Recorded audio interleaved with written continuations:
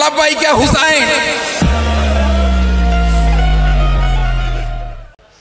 প্রিয় জাকের ভাইয়েরা, এ পর্যায়ে ওই আহলি বাইতের পবিত্র ধারায় আমাদেরকে স্নাত করবেন এবং হুজুর পাকের কদমের আরজি করব। ওনার ইচ্ছা মতো কোনো একটি সামা আমাদেরকে শোনাবেন যা আমাদের রুহের খোরাক হয়। আমার কিনা ওয়া মাওলানা মুহাম্মদ ওয়া আলা আলি মুহাম্মদ। আসসালাতু ওয়াসসালামু আলাইকা ইয়া নূর আল্লাহ সাল্লাল্লাহু তাআলা ওয়া আলি মুহাম্মদ। আসসালাতু ওয়াসসালামু আলাইকুম আহলিল বাইত। আসসালাতু ওয়াসসালামু আলাইকুম ইয়া ইমাম আল হাদি শাহানশাহ তরিকত এনায়েতপুরি সম্ভবগঞ্জি। জাহের হাজের পীরজাদা পীরজাদি হুজুরগণ, আমার আম্মু জান সুজা হুজুর, ছোট হুজুরকে আমার কদমসি সালাম, হাজেরানে মজলিস, আশেকানে খাজা বাবা, তাদেরকে আমার মহব্বত ও সালাম। আসসালামু আলাইকুম ওয়া রাহমাতুল্লাহি ওয়া বারাকাতুহু। দাওয়াতে জুল আশিরা। খোদার পেগাম আসলো শিও হাবিবের তরে, ওয়ানজির আশিরাতাকাল আকরাবিন। নবুয়তের পর হে আমার হাবিব, আস্তে আস্তে আপনি নিকট আত্মীয়দের মাঝে দিনের দাওয়াত শুরু করুন। দয়াল নবীজি কুরাইশের সকলকে ডাকলেন একে। সাইয়েদনা আবু তালিব হুজুর পাকের ঘর, মওলা আলীকে নিয়ে খানা পাকাইতেছেন। খাসির মাংস, রুটি, দুধ, 40 জনের ঊর্ধ্বে মেহমান।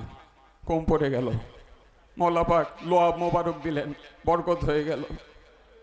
দিনের দাওয়াত শুরু করলেন। এখন খানা পিনা পরবর্তী দিনের দাওয়াত দিতেছেন যে খোদার পেগাম আসছে আমার তরে। কালেমার সেই নুরান বাণী, নুরান হরফে লেখা লা ইলাহা ইল্লাল্লাহু মুহাম্মাদুর রাসূলুল্লাহ সাল্লাল্লাহু আলাইহি ওয়াসাল্লাম। খোদার এই দিনের মিশনকে নিয়ে আমার আগাইতে হবে। তো আপনারাই আমার নিকট আপনজন। আপনাদের মধ্যে কাউকে কি আমি আমার সাহায্যকারী রূপে পেতে পারি? সবাই নিশ্চুপ, কেউ কোনো শব্দ করে না। আবুল হাব হাস্যরস শুরু করলো। আমার দিনের নবীর ডাকে কেউ সাড়া দেয় না।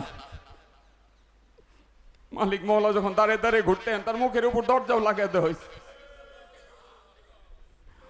3 বার পর পর আমার মওলা জিজ্ঞেস করতেছেন, কাউকেই কি পাবো না আপনাদের মধ্যে আমার সাহায্যকারী রূপে? 10 বছরের নূরের টুকরা আমার মওলা আলী সকলের মধ্যে দাঁড়াই গেলেন। জি ইয়া রাসূলুল্লাহ, আমি সাক্ষ্য দেই আল্লাহ ছাড়া কোনো ইলা নাই এবং আপনি আল্লাহর রাসূল। ধমকে সুরে তাকে বসায় দেওয়া হলো যে সবচেয়ে ছোট। আবার মওলা দাওয়াত করতেছেন, কেউ সাড়া দেয় না। 3 বার পর পর 3 বারই আমার মওলা আলী দাঁড়াইতেছেন, হাত বুলান করে আমি সাক্ষ্য দিই। তো দয়াল নবীজি বললেন যে হে আলী, আজ থেকে তুমি আমার ওয়াসি, তুমি আমার মাদাতকার ভাই, তুমি আমার খলিফা। আমার পর তোমার হুকুম মানা সবার জন্য লাজিম হয়ে গেল। যেই হাত বুলান করছিলেন আমার মওলা আলী দয়াল নবীর আজকে, সেই হাতি আখের বুলান করলেন গাধিরে ঘুমে 1.25 লক্ষ সাহাবীর মাজমায়। নূরের হাত ধরে বলেন, মান কুনতু মওলা ফাজ আলিউন মওলা। যারা আমাকে মওলা মানো তারা আলীকে মওলা মানবা। কোরআন পাকে সেই আয়াতে কালিমা বলছিলেন এর আগে, আন-নাবিয়্যু আওলা বিল মুমিনিনা মিন আনফুসিহিম। আওলা, আওলা সে সাবেত, মানে আওলার এখানে জানের চেয়ে নিকটে বোঝানো হয়েছে যে তোমাদের জানের মালিকানা তোমাদের উপর যত, তার চেয়ে আমার মালিকানা তোমাদের জানের উপর বেশি। এটা কারা কারা মানো? সকলেই সাক্ষ্য দিছিল। কারা কারা আমাকে মওলা মানো?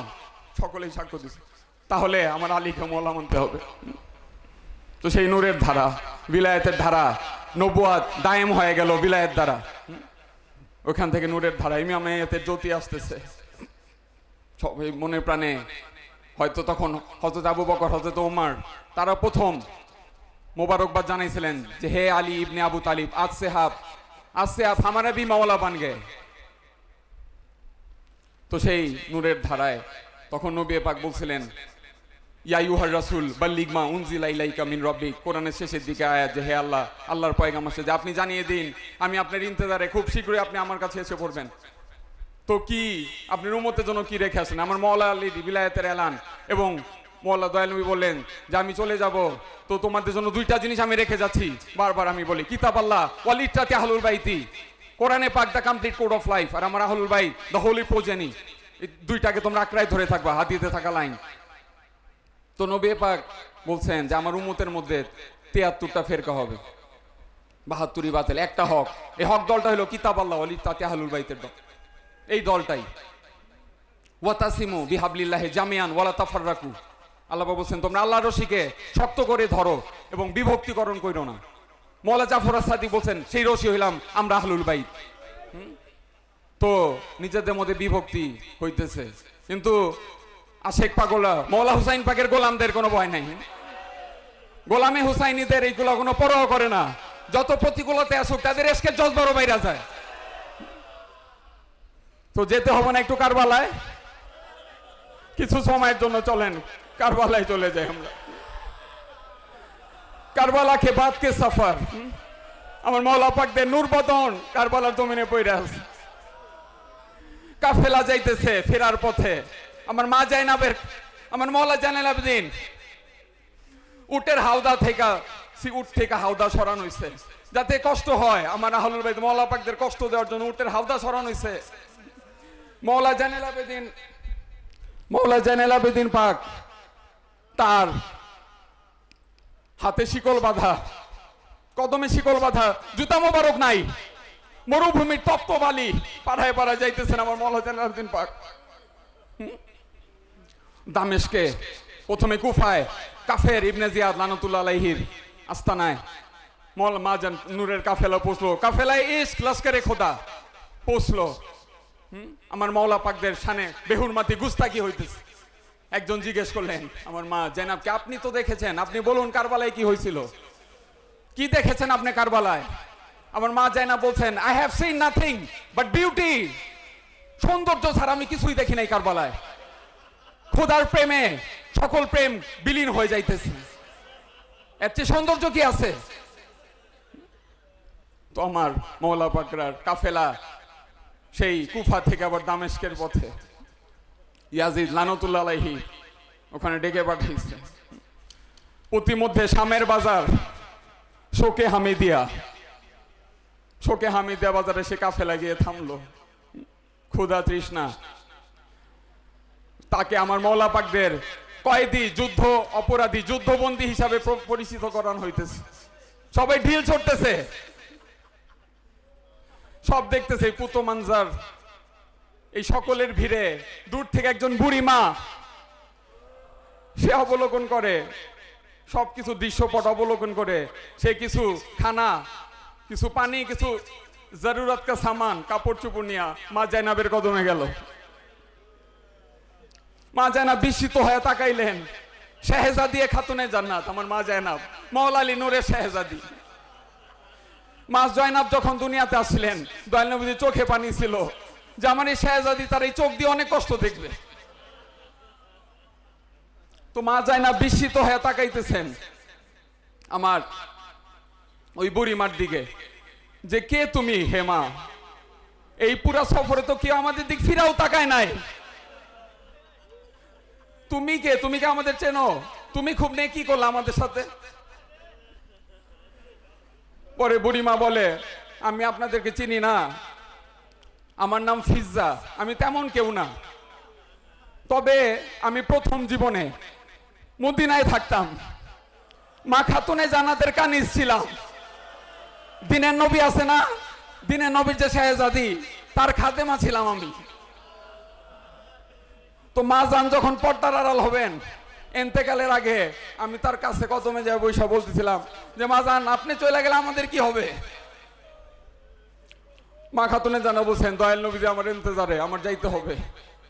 তো তখন বললেন সেই ফিজ্জা মা যে আপনি যদি চলে যান আমাদের কোনো ওসিয়ত করে যান যেটার উপর সারা জীবন আমরা আমল করতে পারি। মা খাতুনে জানাত বললেন তোমার জন্য একটাই ওসিয়ত, জীবনে যখন কখনো যুদ্ধবন্দীদের কাফেলা দেখবা,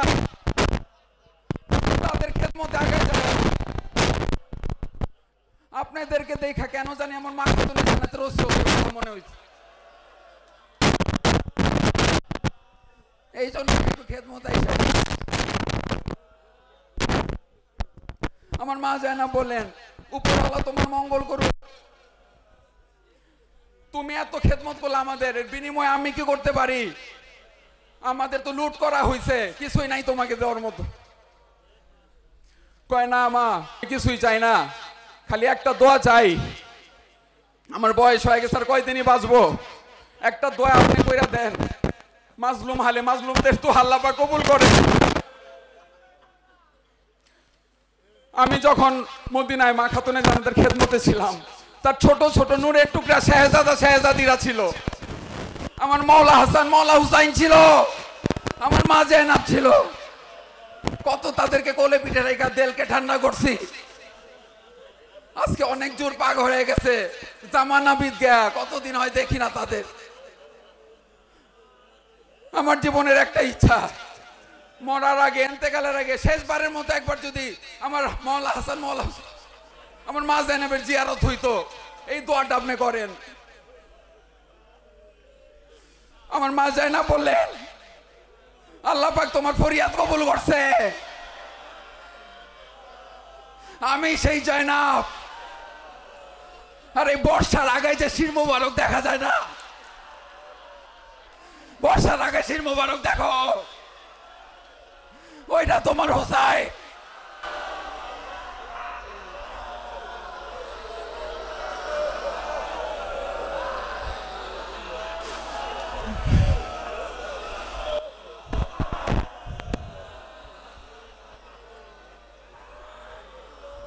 প্রেমের খেলা, ইশকের আগুন দিয়া আশিকদের দিলকে পবিত্র করে আমার মাল হুসাইন। জামে কাউসার পিলান সাকিয়ে কাউসার, দিলের কলিদ হয়, চোখের পানি হয়, জাহান্নামের আগুন নিভা যায়। প্রেমের খেলা খেলছেন। তো এই ফারজান্দে রাসূলের এই ইশকের মজলিস আমার খাজা বাবা এনায়েতপুরি সম্ভবগঞ্জে সাজায় দিয়ে গেছেন। দুনিয়ার কোনো শক্তি পারবে না এটাকে। আমার এই দরবার প্রতিশ্রুত দরবার। এনায়েতপুর হুজুর পাক বলছেন যে এই জামানার সুলতান তশরিফ রাখছে, যার বাড়ির রং হবে লাল, বাড়ির রং হবে লাল। নদীর পূর্ব দিকে, নদীর চতুর্দিকে রাস্তা, এই সেই লাল কুঠি। কারবালার ফায়েজের রং লাল।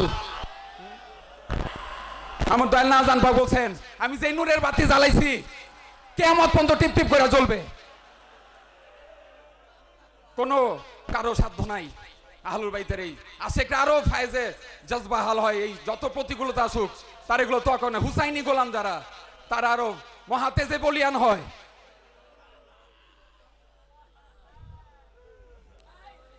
সময় অনেক হয়ে গেছে। তো পাকিস্তানের জাতীয় কবি আল্লামা কবি ইকবাল, উনি ওয়ালি। বাংলাদেশের জাতীয় কবি নানাজান পাক বলতেন উনিও ওয়ালি, কুতুব নজরুলজি। তো আল্লামা কবি ইকবাল বলছিলেন, कि मोहम्मद से वफा जो तूने तो मैं तेरा हूँ, ये दुनिया क्या चीज है, लौह कलम भी तेरा है।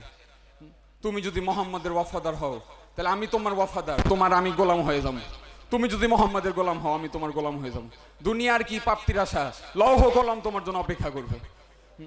আমার নজরুলজি বলেছিলেন, রাসূল নামে রশি ধরে যেতে হবে খোদার ঘরে।